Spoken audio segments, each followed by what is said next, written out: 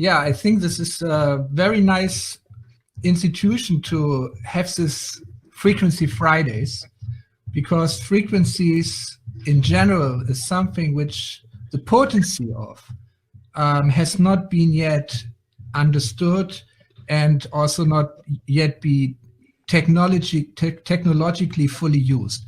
It's nothing new.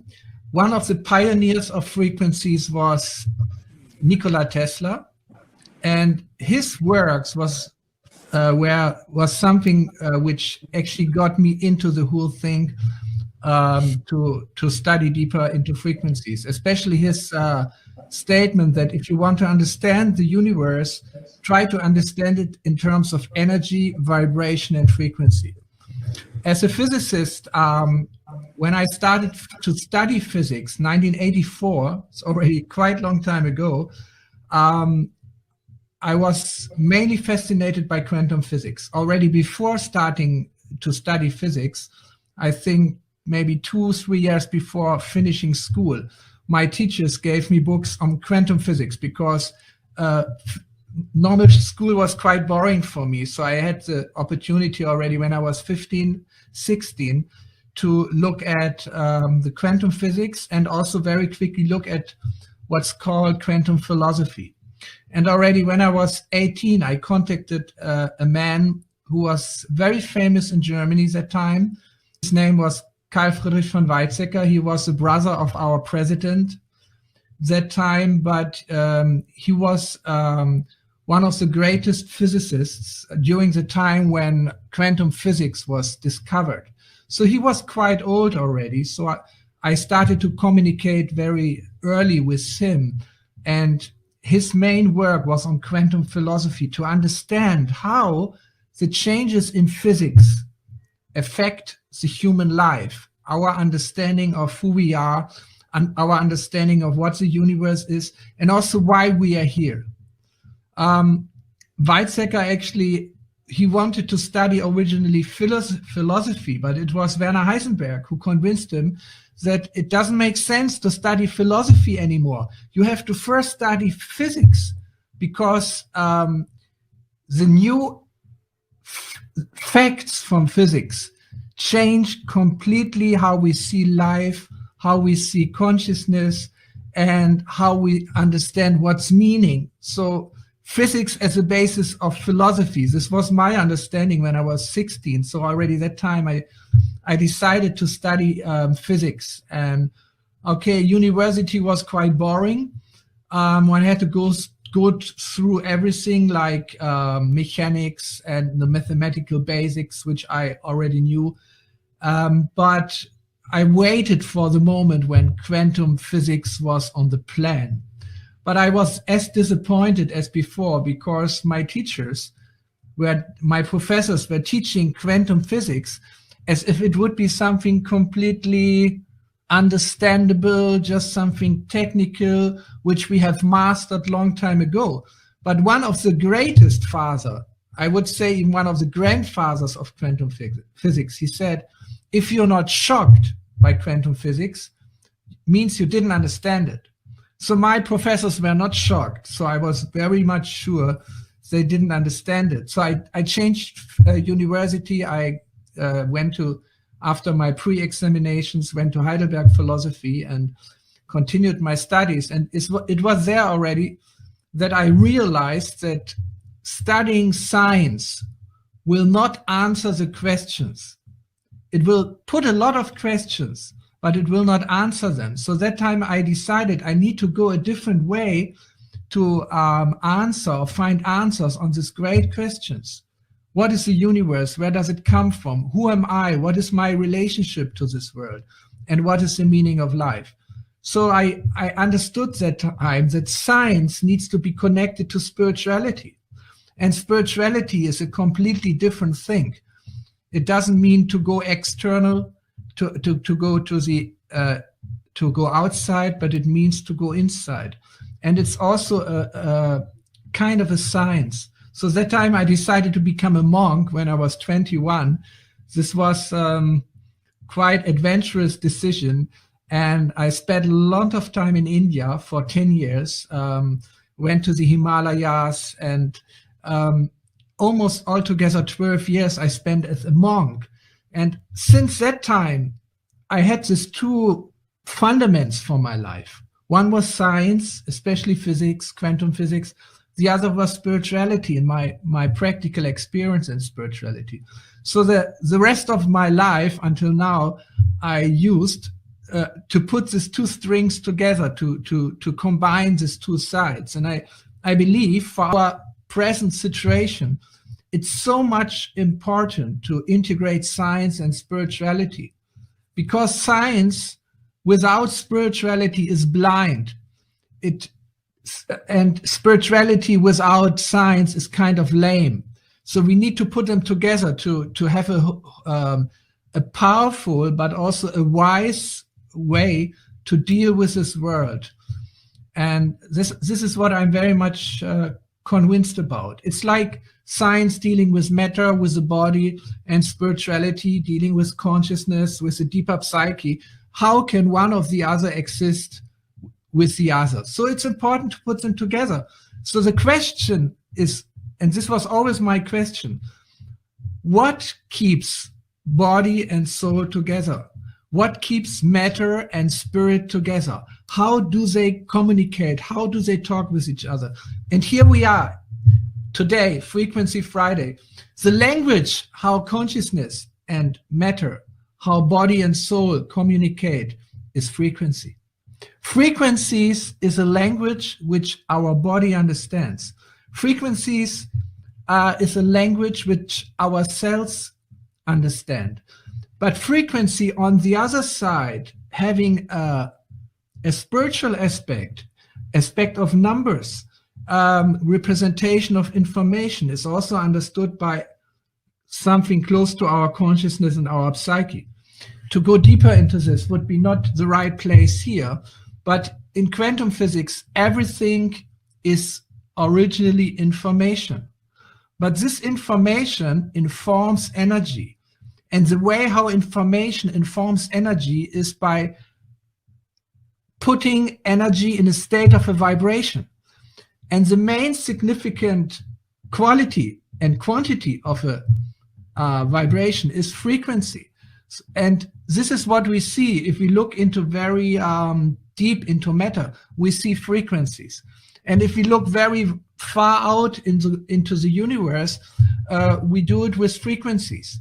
So it's something which connects microcosmos, microcosmos, microcosmos and macrocosmos, and it connects matter and spirit. So therefore, I got fascinated by what one can do with frequencies and how we can understand matter in terms of frequencies, and also especially then our body, how we can understand our body in terms of frequencies. So this was already in the midst of the 90s. After being a monk for too long time, I started to get back into the society and ask this question: how can I contribute? What can I actually do with the knowledge which I have learned from my science teachers, from university, from Weizsäcker and so on, and the other hand, what I have learned through my spiritual teachers, which were partially from India and partially from Europe. So the first thing I looked into is what does frequencies do in our body? So there are so many different levels. Basically, all the organs, the eyes, the ears, our neural system communicates on the basis of frequencies. So there are many different ranges of frequencies. And I wrote the first book about the importance of frequencies for life, 1997. This book was called The Fields of Life. But that time, I already had a good understanding about the importance of frequencies and how frequencies can also be used for healing in different ways. But there was something very important missing. And like always in my life, the important things, the creative impulses, came by meeting of people. So there was a very important meeting, a person I met, 1998. And this person was a physicist who directly studied physics from Werner Heisenberg. Heisenberg, one of the greatest fathers and inventors of quantum physics. You might know the Heisenberg uncertainty principle. It's very important principle in quantum physics. So Burkhard Heim studied physics from Werner Heisenberg, and he, on the basis of quantum physics and Albert Einstein's theory of general relativity, he developed a new concept of space-time, which is not four-dimensional, but six-dimensional. So there are two additional dimensions above Einstein's four-dimensional space-time. And he could prove that you need these two additional dimensions if you want to connect quantum physics with theory of relativity. So what are these two dimensions above four-dimensional space-time? We call it information field. Information field means that behind this visible world, there is an invisible field which is below the quantum level, which actually organizes all this, what you can see, which organizes evolution, which organizes the functions in our body, which contains the blueprint of what we are. Of course, this blueprint of what we are, basically the blueprint of our body, of our healthy body, it is there. It's also developing constantly, but it is there. And through the quantum processes, our body is constantly connecting to this deep field of life. Therefore, in my first book, I called it 1997, I called the book The Fields of Life. The matter of life is very important, but behind the matter of life is the fields of life, which is constituted on the level of pure information. So, but the connection between the fields of life and our body is through frequencies which manifest on the electromagnetic level. Frequencies translate between information and matter. That's so important. Today we don't need the translation because we all speak English to some degree, but for our European webinar today, which was in so many languages, we needed at least translation from German to English. So between two systems, you need translation. So frequencies translate from information to matter. Frequencies are a language. So the next important people I met were two people. One is Nuno Nina, and the other is Dr. Karen McMakin from the US. These two extraordinary people, extraordinary medical practitioners and extraordinary researchers, they did a lifelong of practical research about the language of frequencies. So both of them have developed big libraries of the effect of frequencies in the body and the effect of frequencies in our consciousness. More than 144,000 frequencies from Dr. Nuno Nina, and also more than 80,000 frequency combinations from Dr. McMakin. So in the Healy, first we included the 144,000 frequencies from Nuno Nina, which is basically like, you can say, the library by which we translate from one side to the other. But of course, it's not one-to-one. It's not that you have kidney and there's one frequency, or you have liver and there's another frequency, or that there is a certain goal you want to reach and there's a frequency. Like always in nature, there is a spectrum of frequencies.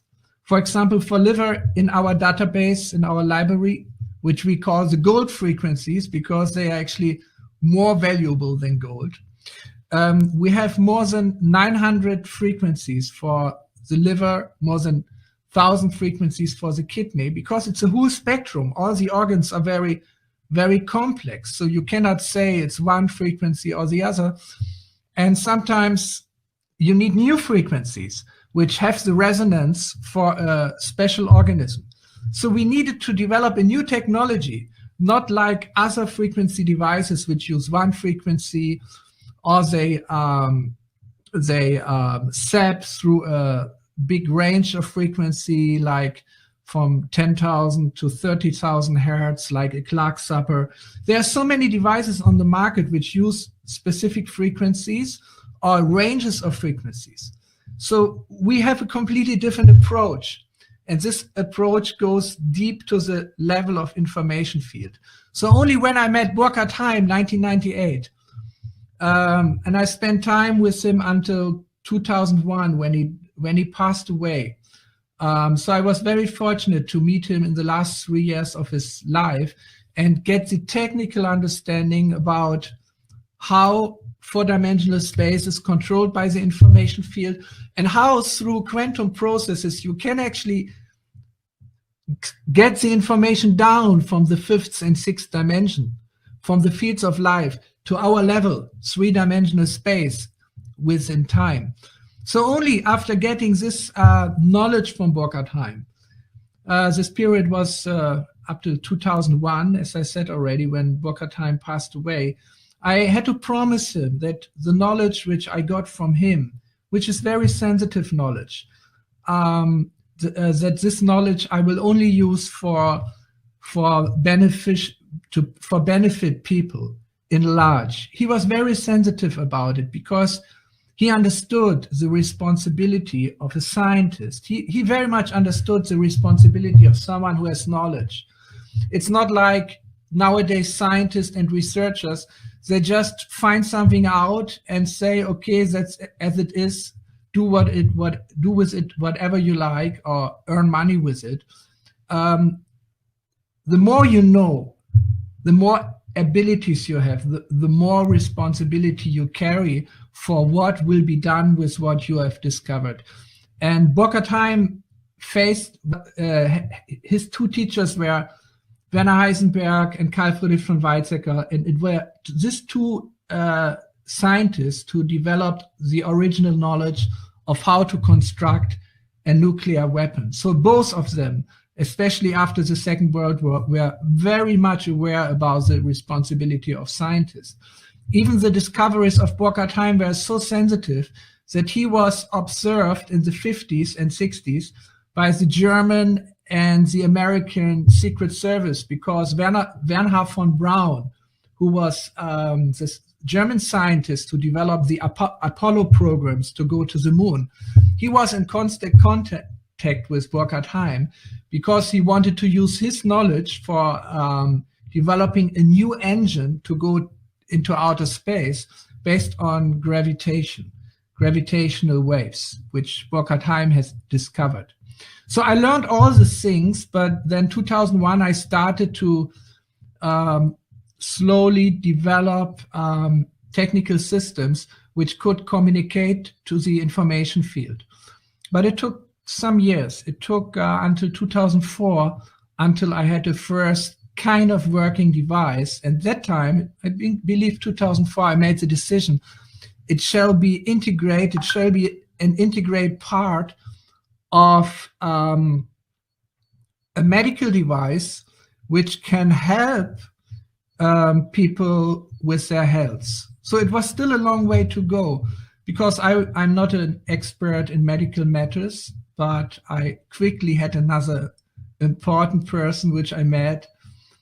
It's a lady, older lady already at that time, who has a almost lifelong experience of healing as a healer, and she was very sensitive to whatever I developed in the beginning. I gave to her, and she tested it in her clinic, and at one point she started to be a co-developer. So I always found the right people. It's not that I did this development myself, but it needs a lot of good luck to meet the right people at the right time, to be able to accept the knowledge, to be able to integrate. I see myself to be my own strength is integration, because my mind always connects things, and I think this is very important. So then 2006, the device was ready. And I remember that I was sitting at the, how's it called? The Northern Sea in Germany. It's not an ocean, but it's a sea. And I was sitting on an island in the summer, little holiday with my family. And I was watching the waves. And I had in my mind this idea, the question, what will be the name of the device? And suddenly it came from the sea. The name was Time Waver. To wave beyond time, to communicate by waves with frequencies beyond time. And time is the border between 3 dimensions and 5th and 6th dimensions. Remember the 6th-dimensional model of Boca time? There's 3 dimensions of space, and the 4th dimension is time, and then there's the 5th and 6th dimensions, which is the information field. So time is in between our world and the other world. So you need to cross time. Crossing time is possible by something which is very quick in time, like frequencies. They are very quick in time. They are like elements of time, like photons. Photons are bundles of frequencies, and they move without time through the universe. So it's something very mystical. To deal with time in physics, was always fascinated by the philosophy of time, and quantum physics is all about understanding time. So the Time Waver was the first device which then became very successful, first in Germany, then in Europe, and then all over the world. Thousands and thousands of people, doctors, therapists, and clinics work with this device, which has medical CE and which is also registered as a medical device in many other places in the world until now. But it's a big device. It's like, it needs a laptop to function. It's a bit same size like a laptop. And it needs also good training to work with it. And it's mainly used by professionals. So the journey is not over. The next most important person I met on this journey was 2010. 3 years after we had Time Waver already distributed. It was a researcher I have mentioned already, director of many clinics, Nuno Nina from Lisbon. And he was working with frequencies already for years, but he had one problem: how to find the right frequencies for the patient. He was doing it manually because he had the abilities. And he contacted me because he heard from one famous therapist from Norway that we developed a device which could read through the information field which frequencies one needs. So this was a perfect combination. We met in September 2010, and this was, I actually went to Lisbon because in September it's very beautiful there. It's directly at the Atlantic Ocean. So I like to travel there, and we spent a week, and in this week we made the most important decisions of my life. We made the decision to put together all our knowledge, everything which I had developed on the basis of quantum physics, information field technology, Time Waver, and what he had developed, all the therapy protocols, which he has tested with more than 40,000 patients, which come day to day to his clinic with very severe problems. So that time it was a decision of friendship. We didn't talk about business for 2.5 years. I never had such an experience. It was an absolute free exchange of everything what we knew, and we didn't think about making a contract or that at one point it will be a business and one has to talk about money. It was really purely idealistic. I remember 2012 when the device was ready. I was traveling in the Himalaya mountains, 4,000 meter high, and I got a call. Unfortunately, handy is working up there. A mobile phone is working up there. I got a phone call that the device is ready and we can sell it, and but we need a contract with the developers. We never talked about it. So I phoned Nuno Nina, and after 5 minutes we agreed, and we never talked about it again. So this is something which I very appreciate with the people which I met and who contributed to the path that we where we are and to the what we have reached until today, is that most of these people are very idealistic and had a very broad vision, not only of the technology which they have developed or the science they have understood, but how it can benefit the world. So this was 2012. We had the first frequency device ready, which took the frequencies from the information field and directly applied them to the patient through microcurrent, which is modulated through the frequencies. But already in our first meeting in Lisbon, Nuno and me came to the idea and the conclusion that this is not the end, but on the basis of this, we need to develop a small device which everyone can carry along and which is able through the internet to connect to a cloud so that we can supply new frequencies and new frequency protocols to the people wherever they are in a very quick way. So this development took another 7 years.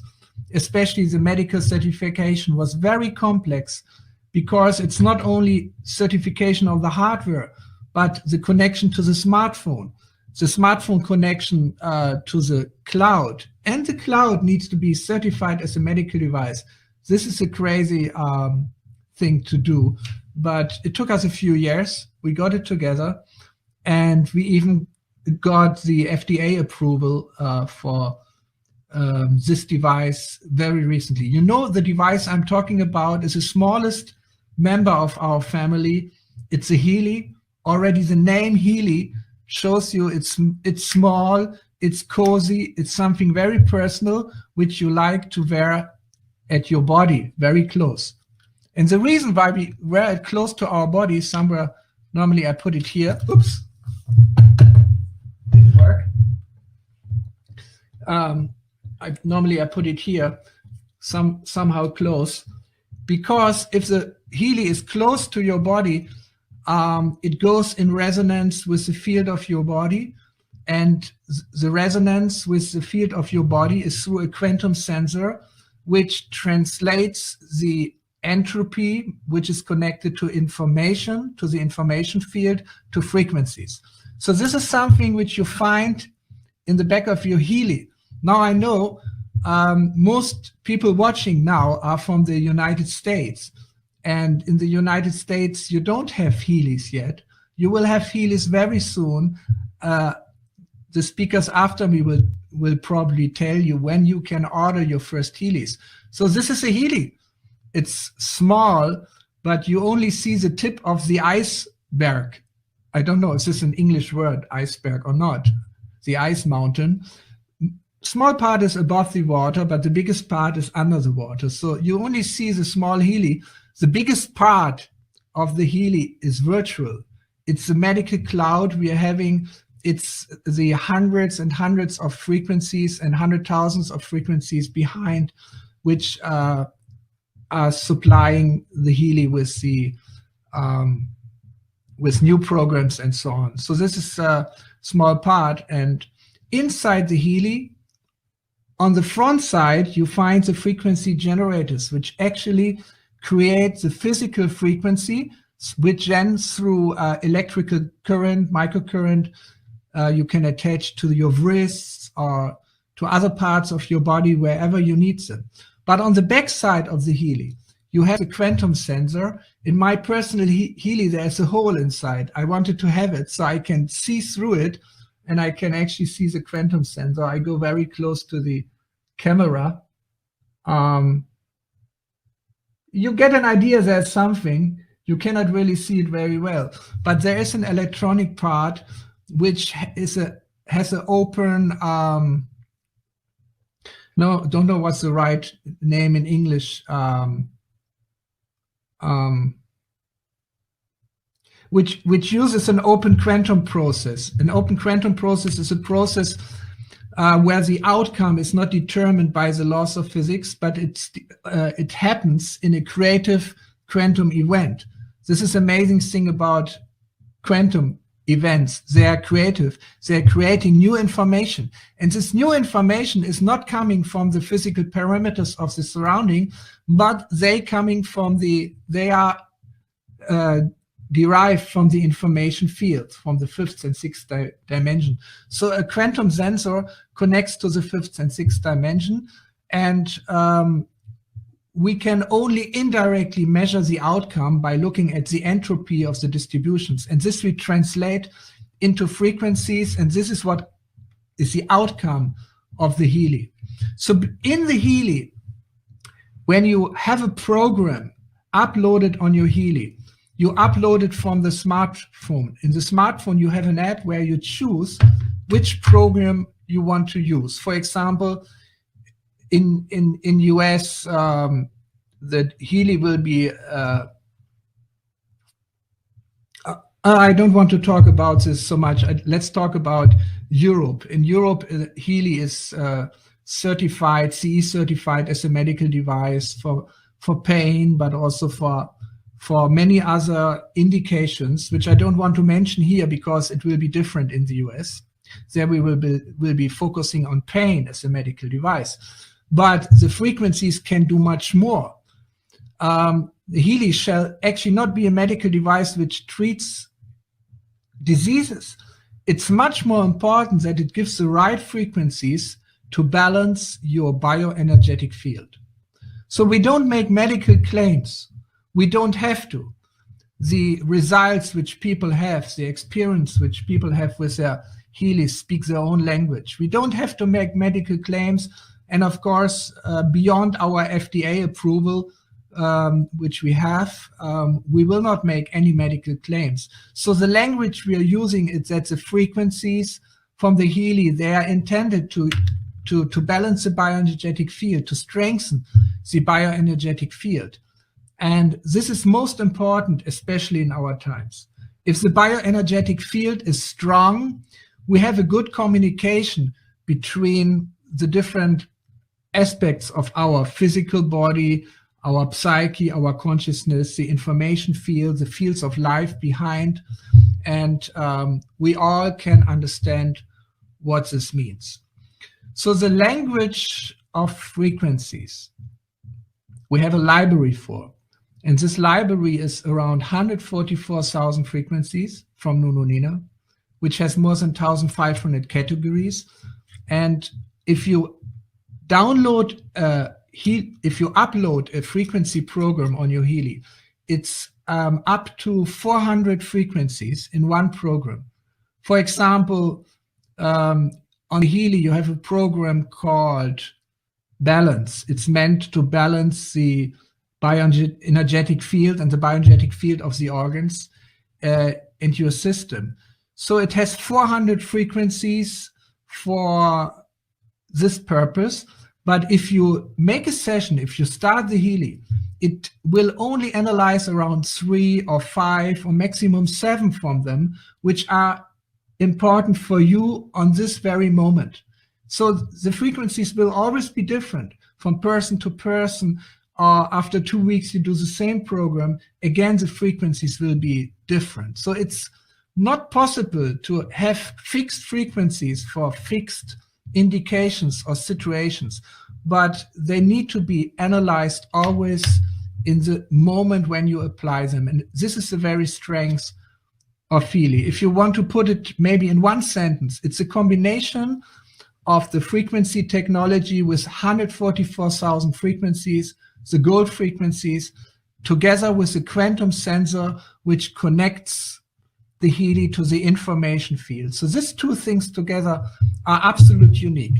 And then if you connect it to a cloud and make it a global network which exchanges information between therapists and people all over the world, then it's something which can make a real big change on this planet. And this is the vision which we are having since more than 15 years. We would like to see Healy in 100 million families all over this planet. This means 1 billion people will be able to use frequencies, and they will affect the other 7-8 billion people. So I think this is a great vision, and we can of course only achieve it if we integrate the amazing American market. So I'm so excited that we are doing the first steps now.